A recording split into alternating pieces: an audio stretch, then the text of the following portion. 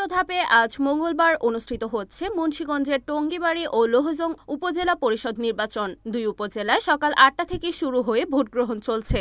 ১৪৫টি vote কেন্দ্রের মধ্যে ৬৭টি কেন্দ্রকে ঝুঁকিপূর্ণ হিসেবে চিহ্নিত করেছে আইনশৃঙ্খলা বাহিনী। এবারের নির্বাচনে টঙ্গীবাড়ি উপজেলায় মোট ভোটার ৯০,২০১ জন ও লোহজং উপজেলার ১০টি ইউনিয়নে মোট ভোটারের সংখ্যা ১,৬৬,৭৯৮।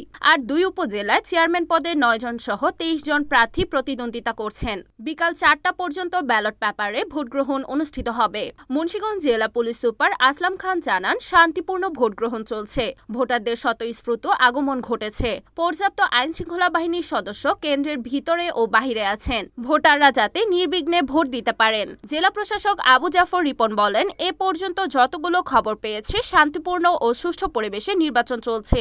সুষ্ঠু, অবাধ ও উৎসবমুখর নির্বাচনের লক্ষ্যে প্রশাসন ও অন্যান্য দপ্তর কাজ করছে।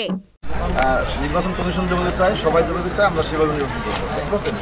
নির্বাচনে কোনো রকম ব্যত্যয় হবে না, আপনারা নিজেরাই টের পাবেন। এখানে আমরা যেটা দেখেছি, নির্বাচন অত্যন্ত সুষ্ঠু হচ্ছে এবং সবচেয়ে ভালো লাগছে যে উৎসব মুখর, প্রচুর লোকজন আছে। সবাই দেখলাম যে পুরুষ মহিলা সবাই একে একে ঢুকছে, এটা আমাদের কাছে খুব ভালো লেগেছে।